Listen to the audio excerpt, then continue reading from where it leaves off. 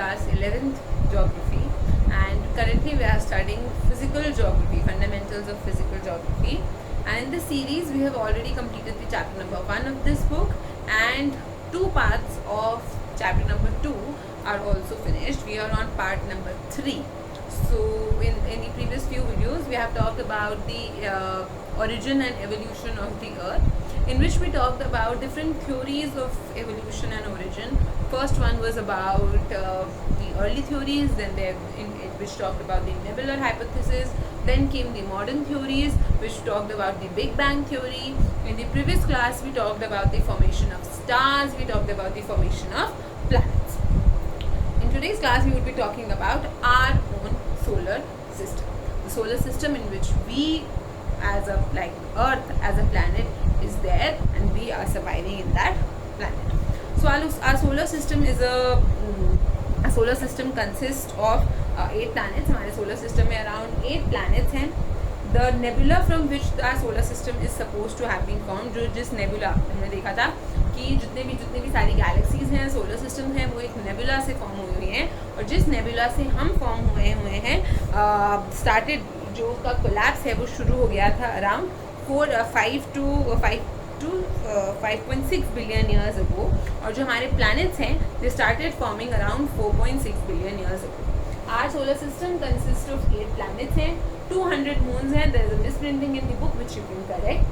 We have asteroids. Asteroids क्या होते हैं? Again, these are asteroids, comets, meteoroids. These are some of the particles, some of the celestial bodies which are present in the space, in the universe, and which somehow tell us about the interior of our planet, interior of other planets, and reflects the presence of other objects in our solar system as well. Then there are comets, there are dust particles. Obviously we saw that the nebula was formed of dust particles and gases like hydrogen, helium, all these things which are present in our solar system. So our solar system out of 8 planets, जो हमारे 8 planets हैं, सबके बारे में मैंने यहाँ लिखा हुआ है. Sun, Mercury, Venus, Earth, Mars, Jupiter, Saturn, Uranus, Neptune. These are our 8 planets. The small dot is Pluto, and we will be talking about Pluto. I have not made a ring around it, not made a orbit around it, because Pluto is not a planet. We will be talking about it.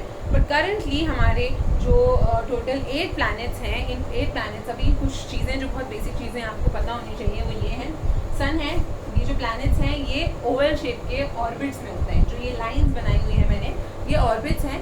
Actually में solar system में ये lines नहीं बनी हुई है, कुछ ऐसी line आपको रास्ता नहीं दिखेगा. दिस इज जस्ट जो ऑर्बिट्स होते हैं इनको हम बोलते हैं इलेप्टिकल पाथ. इनको हम क्या बोलते हैं? Elliptical path. I can write here elliptical path होता है ये जो आपका होता है इलेप्टिकल पाथ है या पाथ होता है, पाथ रास्ता जो हर प्लैनेट लेता है कवर करने के लिए, घूमने के लिए अराउंड दी सन. अब ये जो इलेप्टिकल पाथ है ये जनरली ओवल शेप में होता है. दिस इज योर मर्करी, जिससे ये nearest planet to the sun है. देन इज योर वीनस जो कि सेकेंड नंबर पे है. देन कम्स अर्थ थर्ड नंबर पे, मार्स फोर्थ नंबर पे. फिर आती है एस्टेरॉयड बेल्ट है. एस्टेरॉयड बेल्ट है ये 10 बहुत छोटे छोटे आप पत्थर मान सकते हो, छोटे और बड़े पत्थर. अभी पत्थर इतना छोटा पत्थर नहीं, बहुत बड़े पत्थर, आपके कमरे के साइज़ के बड़े पत्थर, उससे भी बड़े पत्थर हो सकते हैं ये. Then comes your Jupiter. Jupiter जो आपकी लार्जेस्ट प्लैनेट है हमारे सोलर सिस्टम में. Then is the Saturn. Then comes the Uranus, and then comes the Neptune which is the farthest planet.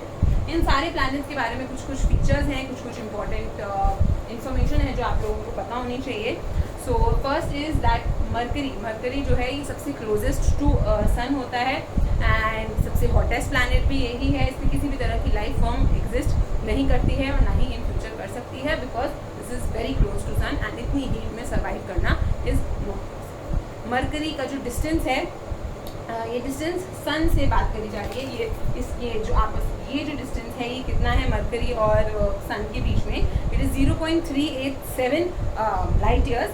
And जो इसकी डेंसिटी है वो है अबाउट 5.44. डेंसिटी इसकी बहुत ऑलमोस्ट आप देखोगे तो जो फर्स्ट 3-4 प्लैनेट्स हैं उनकी डेंसिटी आपको काफ़ी ज़्यादा हाई देखने को मिलेगी compare to the last 4 planets, ये जो जुपिटर, सैटर्न, यूरानस और नेपट्यून.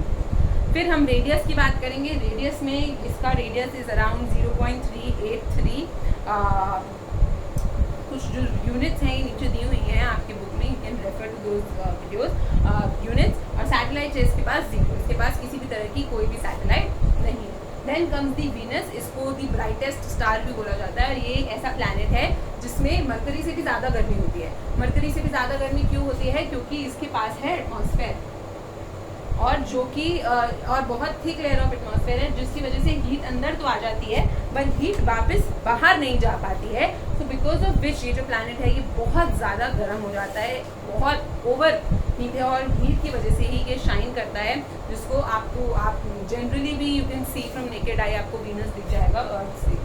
तो ये वीनस बहुत अर्थ लाइक है। Earth like there is a future, ऐसा बोला भी जाता है कि इन पास्ट कभी बहुत सालों पहले ऐसी पॉसिबिलिटी है कि वीनस पे लाइफ एग्जिस्ट करती होगी, क्योंकि वीनस के पास ऑलमोस्ट हर वो चीज़ है जो अर्थ के पास पहले थी, बट अभी गर्मी के कारण धीरे धीरे लाइफ वहाँ पे ख़त्म हुई है।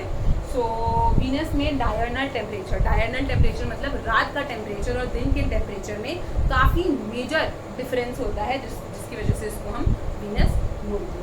देन इज वीनस की कुछ फीचर्स ये हैं कि जो वीनस है उसकी डिस्टेंस है और सन से 0.723, डेंसिटी है 5.245। अभी आप देखिए डेंसिटी जो है वो आपकी मरकरी से ज़्यादा है यहाँ पे। रेडियस है इसका 0.949 which is very much equal to the radius of earth. आप देखिए काफ़ी बस थोड़ा सा बहुत माइनर सा डिफरेंस है अर्थ के रेडियस में और वीनस के रेडियस में। देन जो इसकी सैटेलाइट है इसके पास भी कोई सैटेलाइट नहीं है, again because of the proximity to the sun. Next comes your Earth. Earth के बारे में आपको ऑलमोस्ट सब कुछ पता है, लाइफ एग्जिस्ट करती है यहाँ पे। अर्थ के बारे में हम और भी चीज़ें आगे डिटेल में देखेंगे। So let's keep earth for the wide. Next we will be talking about Mars. तो छोटा प्लैनेट है हमारे पूरे सोलर सिस्टम में, इसको रेड प्लैनेट भी बोलते हैं। यहाँ पे वॉल्केनो इरप्शन बहुत हाई अमाउंट में होता है, और पॉसिबिलिटी देखी जा रही है कि in future there can be life की एग्जिस्टेंस पॉसिबल है। और ऐसा भी कुछ लोग बोलते हैं कि पहले थी अब नहीं है, या अब नहीं है, फ्यूचर में हो सकती है। सो मार्स को भी एक्सप्लोर करने की कोशिश करी जा रही है। इंडिया ने भी मिशन मंगल किया था to explore Mars and to know about it. जितना ज़्यादा हमको इसके बारे में इंफॉर्मेशन मिले, मंगल ग्रह बोलते हैं इसको। और स्मॉलेस्ट प्लैनेट, इसका रेडियस भी आप देख सकते हैं विच is very less, this is just 0.533। अभी मार्स मरकरी से बड़ा हो गया है, तो I am so sorry. Mercury is the smallest planet, Mars थोड़ा सेकंड नंबर पे आ रहा है। इट्स रेडियस इज 0.533, इसकी डेंसिटी इज 3.945। देखिए आप कम हो गई है because obviously of the size of the planet. Mars के पास 2 मून है, सॉरी अर्थ के पास कितना सैटेलाइट्स है? एक, this is known as moon. Mars के पास 2 सैटेलाइट्स हैं। Next is your Jupiter. ये हमारा जो Jupiter. Next is your asteroid belt. So for while talking about this asteroid belt, ये जो बेल्ट है इसमें बहुत सारे पत्थर हैं, और ये भी एक रीजन फॉर्म है जो हम आगे बात करेंगे, जो एस्टेरॉइड बेल्ट है इसके बारे में। Now next is your Jupiter. ये जो जुपिटर प्लैनेट है ये हमारे पूरे सोलर सिस्टम का लार्जेस्ट प्लैनेट है, और ये पूरा का पूरा गैस का है। इसमें सिर्फ गैस है, किसी भी तरह की कोई टेरेस्ट्रियल ज़मीन वगैरह आपको देखने को नहीं मिलेगी। इसका जो डिस्टेंस है वो 5.203 है। 1.33 इसकी डेंसिटी है। डेंसिटी आप देखिए काफ़ी कम है। डेंसिटी कम क्यों है? बिकॉज ये गैसियस प्लैनेट्स हैं। इसका आप रेडियस देखिए which is 11.19 which is huge. और इसके पास जो आपकी टेबल बुक में दिया है, इट इज़ रॉन्ग इन्फॉर्मेशन, इसके पास 67 मून्स हैं अपने खुद के, इसके पास सैटेलाइट्स हैं 67। Next comes is Saturn. Saturn की एक बहुत ही अच्छी और डिफरेंट जो कैरेक्टरिस्टिक प्रॉपर्टी है वो ये है कि जो सैटर्न है इसके आसपास कुछ रिंग्स हैं, और ये रिंग्स किसकी हैं? ये डस्ट पार्टिकल्स की ही रिंग्स हैं। और आप देख सकते हैं ये चीज़ें आपने बचपन में पढ़ी होंगी। इसका जो डिस्टेंस है दैट इज़ 9.539। आप देख रहे हैं जैसे जैसे दूर जाते जा रहे डिस्टेंस की जो बहुत ज़्यादा गैप से डिस्टेंस इंक्रीज हो रहा है। 1 से 5 हुआ, 5 से 9 हुआ, 9 से +10, 19 हुआ, 19 से +11, 12, 30 हुआ। तो बहुत ह्यूज डिस्टेंस होता जा रहा है, सन से दूर जाते जा रहे हैं ये लोग। एंड डेंसिटी इसकी भी बहुत कम है because again it is a gaseous planet है आपका। इसकी जो रेडियस है दैट इज़ 9.460, और इसके पास भी 53 नहीं, इसके पास 62 मून्स हैं। You can correct the information which is written in the book. The total moons of Saturn are 62।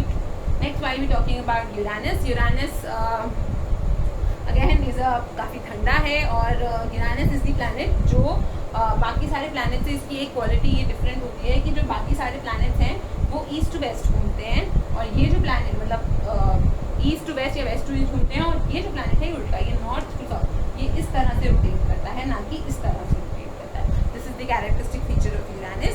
Uranus का जो वो डिस्टेंस है दैट इज 19.182. इसकी डेंसिटी इज 1.17, रेडियस है इसका 4.11, और इसके पास अबाउट 27 मून्स हैं यूरानस के पास. Last but not least is your Neptune. Neptune का जो डिस्टेंस है it is around 30.052 from sun, और इसकी जो डेंसिटी है इट इज़ 1.66, एंड इसका जो रेडियस है दैट इज़ योर 3.88, एंड इसके पास टोटल मून्स 13 नहीं 14 है. So these are this is some part of information जो आप इसमें करेक्ट कर सकते हैं in respect to the planets. Coming back to the things written in your book, जो ये 4 प्लैनेट हैं जो मैंने ये लाइन बनाई है, this line is not just for fun. ये लाइन एक तरीके से डिविजन है between the first 4 planets. First 4 planets कौन से? Mars, Mercury, Venus, earth and Mars, और जुपिटर, सैटर्न, यूरानस और नेपट्यून के बीच में. तो जो ये इससे एस्टेरॉइड बेल्ट देख रहे हो आप, इससे पहले के जितने भी प्लैनेट्स हैं उनको हम इनर या फिर टेरेस्ट्रियल प्लैनेट्स बोलते हैं. इनर मतलब पास हैं काफ़ी सन से, और टेरेस्ट्रियल क्योंकि यहाँ पे चारों ही प्लैनेट में ज़मीन है, आप जाकर खड़े हो सकते हो वहाँ पे, ग्रेविटी हो ना हो पर ज़मीन ज़रूर है. सो इन चारों प्लैनेट में इनर और टेरेस्ट्रियल, ग्रेविटी हो या ना हो, ग्रेविटी होगी या नहीं होगी आप बताएंगे मुझे, सब चीज़ में ग्रेविटी होगी ग्रेविटी. देन ये जो बाकी के बाहर के प्लैनेट्स हैं, आउटर प्लैनेट्स यानी कि जुपिटर, सैटर्न, यूरानस और नेपट्यून, इनको हम आउटर या फिर जोवियन प्लैनेट्स भी बोलते हैं. जोवियन मतलब हो गया जुपिटर लाइक. जोवियन का मतलब क्या हो गया? जुपिटर लाइक प्लैनेट्स हैं. मतलब ये जो बाकी के 4 प्लैनेट्स हैं ये सारे गैसियस प्लैनेट्स हैं, गैस के बने हुए हैं ये सारे planets.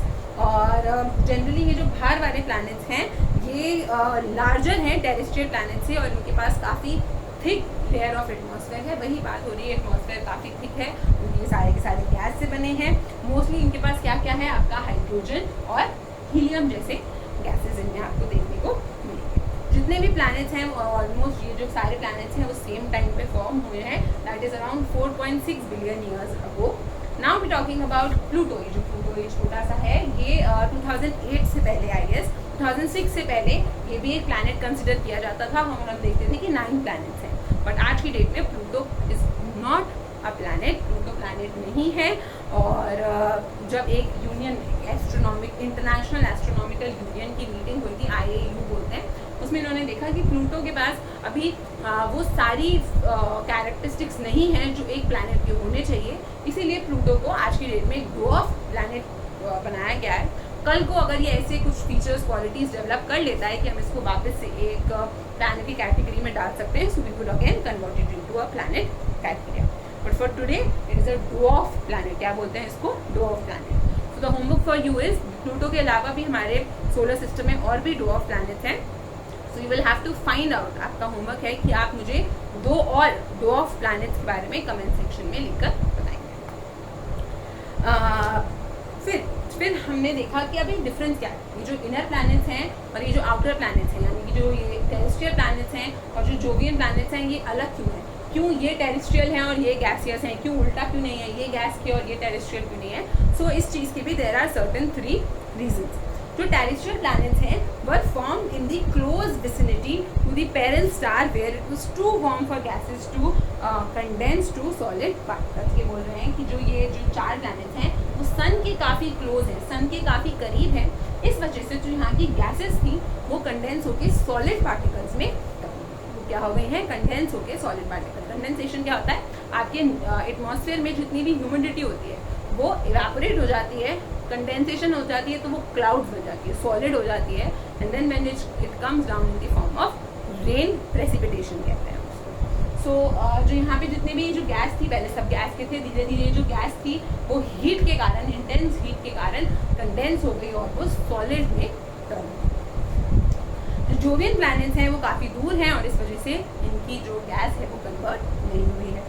The solar wind was most intense near to the sun, so it blew off lots of gas and dust from the terrestrial planets The solar winds were not all that intense to cause similar removal of gases from Julian planets. अब ये जो solar winds का मतलब क्या हो गया? solar wind मतलब सन की जो रेस बढ़ती हैं वो इतनी स्ट्रॉन्ग और इतनी हैवी होती हैं कि उनकी वजह से जो मरकरी, वीनस, अर्थ, मार्स में जो भी डस्ट पार्टिकल्स थे, जो भी गैसेस थी, वो उनकी रेस के कारण वहाँ से रिमूव हो जाती हैं, चली जाती हैं. बट द डिस्टेंस जो जुपिटर, सैटर्न, यूरेनस के साथ जो डिस्टेंस है, इसके कारण यहाँ की जो गैसेज हैं और जो डस्ट पार्टिकल्स हैं वो रिमूव नहीं होती. And the third is the terrestrial planets are smaller and their lower gravity could not hold the escaping gases.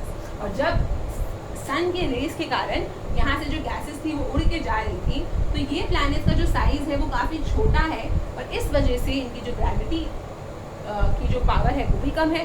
और ग्रेविटी की पावर कम होने की वजह से वो जो सारी गैसेस इनको छोड़कर भाग रही थी, ये उनको पकड़ के नहीं रख पाए और गैसेस छोड़कर चली. So these are the 3 reason क्यों ये जो रीजन्स हैं ये टेरेस्ट्रियल हैं और क्यों ये जो बाकी के 4 प्लैनेट्स हैं ये गैसियस इन नेचर हैं एंड नॉट टेरेस्ट्रियल और यहाँ पे लैंड नहीं. So this was about the formation of our solar system. We're talking after our discussion about solar system. Now we will be talking about the formation of moon. Moon किस तरह से बना है, हमारा जो चंदा मामा जो हम देखते हैं वो किस तरह से बना है. सो फर्स्ट ऑफ ऑल सबसे पहले I would like to tell you that the moon is in the shape again of this shape. गोल होता है मून, ये शेप नहीं होती है मून की जो हम बचपन में बनाते थे. This is not a shape, this is just how it looks some days. तो मून इस शेप का होता है. सो मून के लिए भी जब मून किस तरह से बना है इसके लिए भी there were 2 theories which were coming up. The first theory was proposed in 1838 by Sir George Darwin. George Darwin ji थे, उन्होंने एक थ्योरी बताई थी कि अर्लियर जो अर्थ और मून थे ये दोनों एक सिंगल बॉडी थे, मतलब सिंगल एक साथ चिपके हुए थे. और ये डंबल होता है ना जो आप एक्सरसाइज करने के लिए यूज़ करते हो, डंबल शेप की बॉडी थी जो आसपास साथ रोटेट करती थी. पास्ट में कभी हो सकता है ये अलग हो गया हो, बट ये अभी बहुत टाइम तक ये साथ रोटेट करती थी. और फिर इवेंचुअली इनके बीच का ये जो लिंक था ये टूट गया और मून और अर्थ अलग हो गए. और ये जो अब ये पोर्शन आया कहाँ से होगा, ये किस तरह से अर्थ के साथ चिपका हुआ था. तो इस चीज़ के लिए ये एक्सप्लेनेशन दिया जाता था कि जो हमारा पैसिफिक ओशन है, पैसिफिक ओशन वाला जो रीजन है, it is a very huge region, बहुत बड़ा रीजन है. और वहाँ ऐसा बोला जाता था कि यहाँ का जितना भी लैंड मास है उस पैसिफिक ओशन का वो निकल कर मून बन गया था. और मून लेटर ऑन, मून और अर्थ काफ़ी समय तक चिपक के चलते रहे एक सिंगल मास बॉडी की तरह. बट लेटर ऑन मून भी अलग हो गया and earth and moon separate है. और ये जो अर्थ मून का जो सामान, मून के पास जो भी मटेरियल है, it came from Pacific ocean. But ये जो एक्सप्लेनेशन थे, दोनों ही एक्सप्लेनेशन की ये सिंगल बॉडी था और ये जो मटेरियल ऑफ मून था ये पैसिफिक ओशन से आया था. जो लेटेस्ट जो रिसेंट साइंटिस्ट हैं वो इस थ्योरी को नहीं मानते हैं, they do not accept this theory. और ट्रू इस थ्योरी के ऐसे कुछ बहुत ही स्ट्रॉन्ग बेसिस भी हमें देखने को नहीं मिलते. जो साइंटिस्ट थ्योरी प्रपोज करते हैं that is known as the big splat theory. इसको क्या बोला जाता है, द बिग स्प्लैट थ्योरी. और ये थ्योरी ऐसा बोलती है कि मून एक स्प्लैट की वजह से बना है. कोई बहुत बड़ा सा मास था वो अर्थ से आके टकराया और उसकी वजह से एक पोर्शन, एक जो जब वो अर्थ से आके टकराया कोई बड़ी सी चीज़, तो उससे एक पोर्शन ऑफ जो एरिया था वो सेपरेट हो गया फ्रॉम अर्थ से. वो जो पर्टिकुलर एरिया था वो निकल गया एंड देन ये जो एरिया था ये अर्थ से निकल गया किसी चीज़ के टकराने की वजह से. आप कोई भी चीज़ को किसी भी चीज़ में तोड़ोगे, मैं वैसे यहाँ पे टक्कर मारूंगी, इस पर ढक्कन हो सकता है घर से अलग से निकल के चला जाए. For example I am doing this, तो the cap can go out. तो उसी तरीके से जब किसी चीज़ की टक्कर हुई बहुत प्रेशर से, बहुत फोर्स से, तो ये जो पोर्शन ऑफ एरिया था ये बाहर निकल गया और ये मास कुछ इस तरह का बन गया. और धीरे धीरे करके विद टाइम ये जो मास था, ये जो निकल रहा था बाहर, ये गोल हो गया बिकॉज घूमते and it formed into moon. और ये मून अर्थ के ग्रेविटी के कारण मून आसपास, अर्थ के आसपास एक इलेक्ट्रिकल ऑर्डर में घूम रहा. अब ये जो मून है ये कब फॉर्म हुआ था, this formed around 4.44 billion years अगो. पहले जो हमारा मून है इसकी फॉर्मेशन हुई. सो मून के लिए there are 2 theories. One is given by sir George Darwin जो कि उन्होंने 1838 में दी थी कि जो अर्थ और मून है ये दोनों एक डंबल शेप के थे और आसपास एक साथ घूमते रहते थे. और इवेंचुअली कुछ हुआ और ये दोनों अलग हो गए. जो मून का मटेरियल है, मून कहाँ से बना है, इसका मटेरियल ये जो पैसिफिक ओशन में इतना बड़ा सा ओशन की जगह है जहाँ पे लैंड नहीं है, वहाँ से ये मून का मटेरियल आया होगा। बट ये जो रिसेंट साइंटिस्ट हैं वो इस थ्योरी को एक्सेप्ट नहीं करते हैं। उन्होंने अपनी थ्योरी दी है और वो थ्योरी है द बिग स्प्लैट थ्योरी, जो ये कहती है कि एक ऐसा कुछ चीज़ जो है वो आके प्रोबेबली अर्थ से टकराई होगी, जिसकी वजह से ह्यूज पार्ट ऑफ अर्थ ये अलग हो गया अर्थ से, और eventually this part turned into moon, जो कि आज की डेट में अर्थ के आसपास चक्कर काटता रहता है। Now bye talking about the shapes, जो हम लोग बचपन में इस शेप के मून बनाते थे, सॉरी ये भी क्यों होता था इस शेप का मून, तो जब मून, आप मान लो अर्थ भी रोटेट कर रहा है, moon also revolves around you, तो कभी कभार क्या होता है जब सन रेज यहाँ से डायरेक्टली अर्थ को पड़ रही होती हैं और मून इस तरफ होता है, आपकी सन यहाँ है, मून यहाँ है, तो क्या होगा, सन की रेज मून तक नहीं पहुँच पा रही है, नहीं पहुँच पा रही है। इस दिन को हम बोलते हैं न्यू मून, अमावस की रात बोली जाती है। यहाँ के लोगों के लिए मून दिखेगा ही नहीं इनको, मून है, मून चल रहा है, पर क्योंकि मून की खुद की कोई लाइट नहीं है, सन की लाइट उस तक पहुँच नहीं रही है, बिकॉज उसके में बीच में अर्थ आ गया है, तो दैट इज वाई इसको हम न्यू मून बोलते हैं। जैसे जैसे मून यहाँ जाता रहेगा, थोड़ी थोड़ी लाइट पड़ेगी तो आपको इतना पोर्शन दिखेगा, फिर यहाँ जाएगा तो और थोड़ी सी लाइट दिखेगी। सो इस वजह से जब एकदम एग्जैक्टली यहाँ पहुँच जाता है तो इसको हम फुल मून की स्टेज बोलते हैं, जहाँ पे हमको पूरा का पूरा चंद्रमा दिखता है, और वो इसलिए नहीं दिख रहा है क्योंकि चंद्रमा उग गया है, बट बिकॉज सन की उसको डायरेक्ट सनरेज पड़ रही है। So that's it for today. This is a little heavy things to digest for a person who's coming just from class 10. So we would be ending this session here, and tomorrow we would be continuing with the same chapter, and we will be talking about the formation of Earth, atmosphere, lithosphere, how all these things form in our solar system, our universe.